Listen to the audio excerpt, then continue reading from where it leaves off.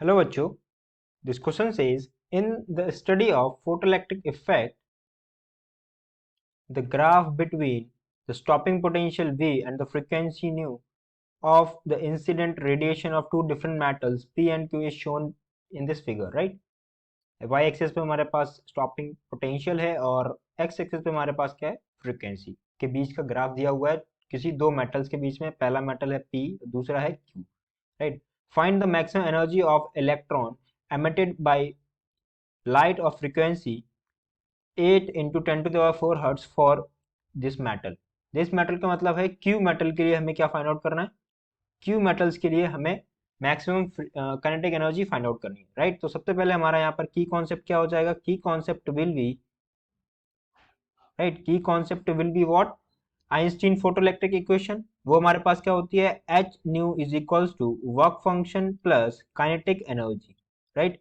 H nu क्या होती है, energy of photon and work function plus kinetic energy, right? तो यहाँ पर मैं मैक्सिमम काइनेटिक एनर्जी होती है, तो हम मैक्सिमम काइनेटिक एनर्जी निकालेंगे तो हम यहाँ से क्या बोल सकते हैं, maximum kinetic energy is equals to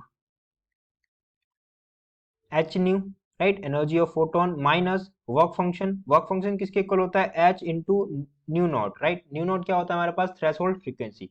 अगर हम इस क्यू मेटल के लिए देखें तो हमें इस पे क्या दिया हुआ है, थ्रेशोल्ड फ्रीक्वेंसी दी रखी है किसकी, क्यू मेटल्स की। वो कितनी है, 6 into 10 to the power 14 hertz में दे रखी है, राइट? तो सिंपली यहाँ से वैल्यू फाइंड आउट करेंगे और हमें एक लाइट फ्रीक्वेंसी दे रखी है कितना, 8 into 10 to the power 14 hertz.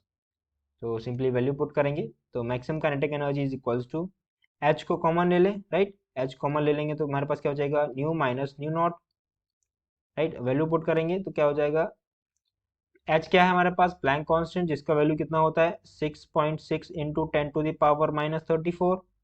Similarly nu मतलब फ्रीक्वेंसी ऑफ लाइट कितना है, 8 into 10 to the power 14, 8 into 10 to the power 14 minus threshold frequency कितना है क्यू मेटल के लिए, 6 into 10 to the power 14, 6 into 10 to the power 14, right? तो यहाँ से हम कैलकुलेट करेंगे तो हमारे पास कितना आ जाएगा, 6 into 10 to the power minus 34 into 8 into 10 to the power 4 में से माइनस करेंगे 6 इंटू 10 टू द पावर 4, कितना हो जाएगा 2 into 10 to the power 14। Sorry, यहाँ पर 10 टू द पावर 14 है, यहाँ पर भी 10 टू द पावर 14। तो ये जो एनर्जी हमारी है वो किस में आई है, जूल में।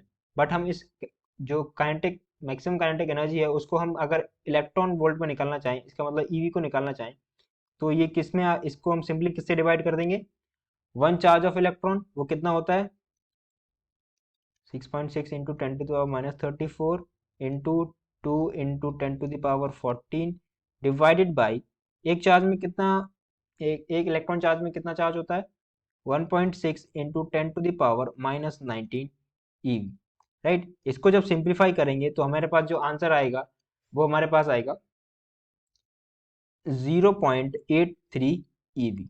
ये क्या हो जाएगा हमारा required maximum kinetic energy, right, for the Q metal. Okay, so this becomes required maximum kinetic energy. So I hope you understood the solution well. Thank you.